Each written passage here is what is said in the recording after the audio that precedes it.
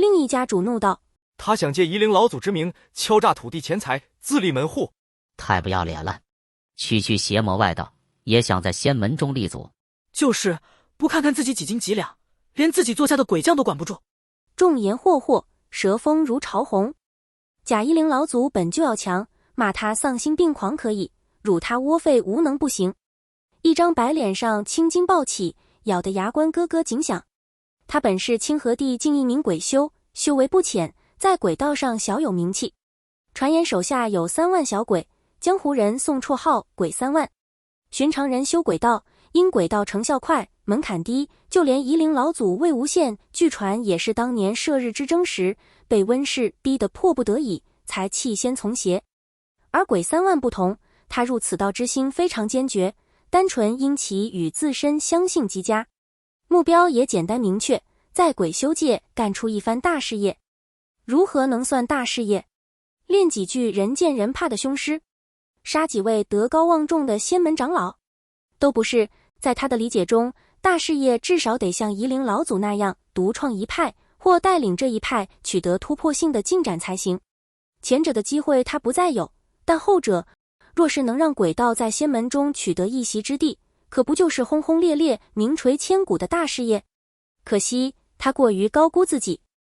惶惶多年过去，名声闯出来了，打入仙门的目标还是遥遥无期，一无钱财土地，二无权势威望。他曾一度想放弃此路，另寻他法。这时一道踩雷带来了夷陵老祖重生的预言。直觉告诉他，不管夷陵老祖有没有重生，这都是一个可以利用的机会。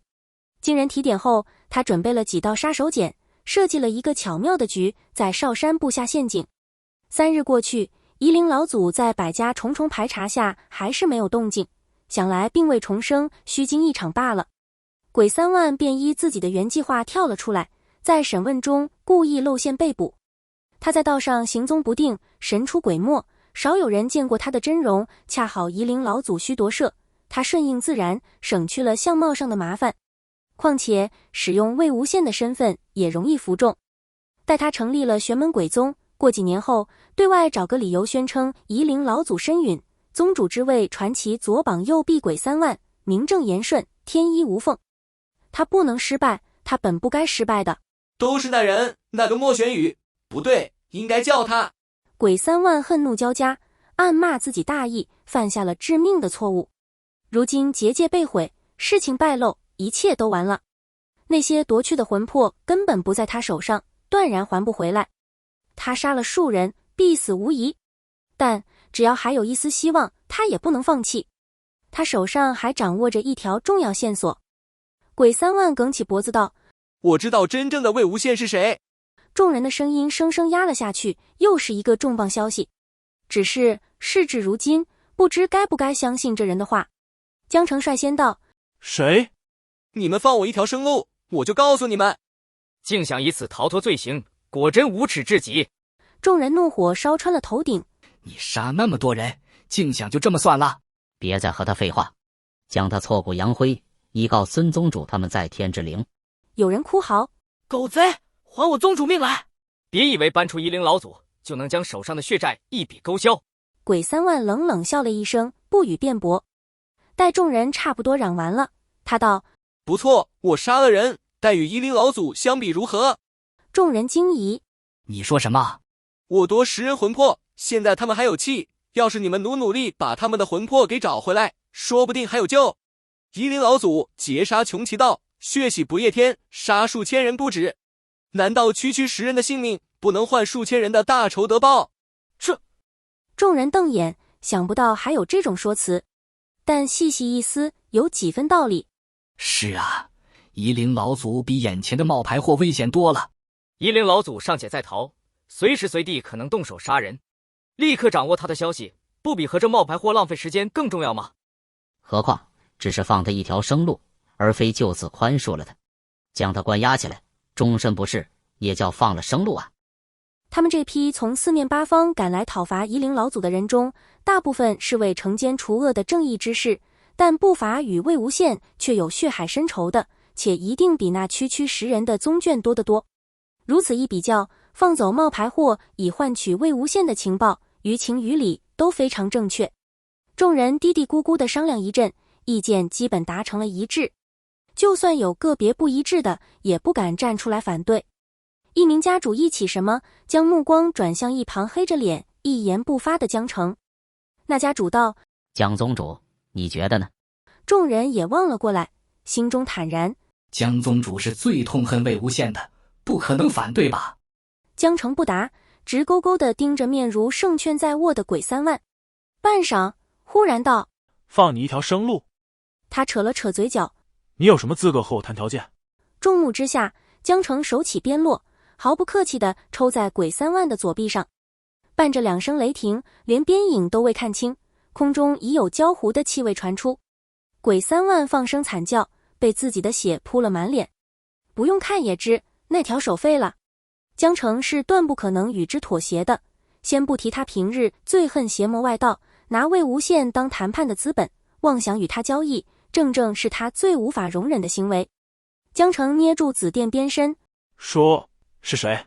魏无羡在哪儿？鬼三万双眼翻起，咬牙不言。不说是吧？又是刺耳的两下，落在鬼三万的右臂上，距离的极近，又不留余地，当即劈断了骨。这次鬼三万连叫都叫不出，险些昏厥过去。江澄森然道：还想让我把你的腿也废了吗？地上的人仰眼看他，恨意都化成了血色，冲上额脸。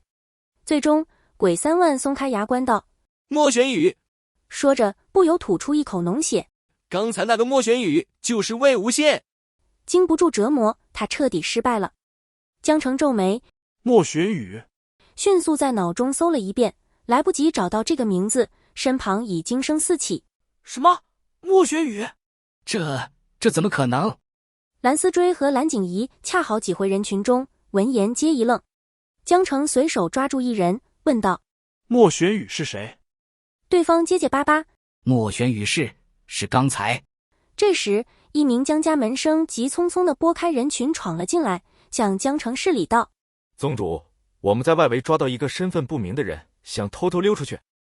结界被攻破后，江澄下令将整片区域围住，任何非仙门修士者、身份不明者都不得擅自离开，需严加审查与放行。江澄道：带过来。众人让出一条道。两名门生迈着小步，将一人拖上前来，丢在鬼三万旁。蓝景怡和蓝思追同时屏住呼吸，一颗心揪到了嗓子眼，正是莫玄羽。江氏门生问：宗主，还有一头驴，该怎么处置？江澄挥了挥手，让他们自行解决，注意力只管扎在眼前人身上。这是谁？众人一瞧那服饰和扎了红绳的后脑勺，急道：江宗主，这就是莫玄羽。哦。莫玄羽伏在地上一动不动，方才被拖行过来，头身沾满草叶，宛若在荒野横了几天的尸体。江澄走上前，他也无反应，手指紧紧扒着地面。蓝景怡低声道：思追，他怎么了？蓝思追摇摇头，一时焦急：前有言辞凿凿的指控，后有头号反魏者江宗主坐镇，情势非常不利。莫公子再不站起来说两句，真要被当成夷陵老祖抓走了。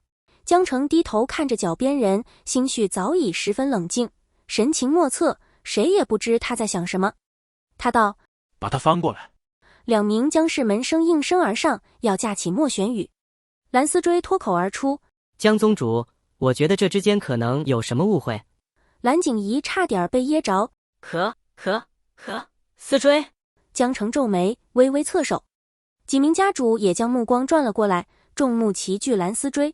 一人道：什么误会？这什么误会？自然说不出，他心里也知道莫玄羽身上疑点重重，而那些疑点若是放到莫玄羽就是魏无羡之事实中，基本都能解释清楚。不如说，没有比莫玄羽更适合魏无羡的人选了。只是他一时心急，为制止那众人的无情铁手，张口便这样说了。这么多长辈在此，本轮不到他插嘴，但莫玄羽乃话题中心人物，他作为莫玄羽有目共睹的同伙，自然有权发表两句。另一家主道：你和他很熟，你能证明他不是夷陵老祖？蓝思追答：暂且不能证明。余光扫到一旁的鬼三万，忽心中一亮。可如果莫公子是夷陵老祖，有一点说不过去。众人疑，哪一点？夷陵老祖作为鬼道开山祖师，其修为自是寻常鬼修不可比的。按理说，寻常鬼修对夷陵老祖该十分忌惮才对。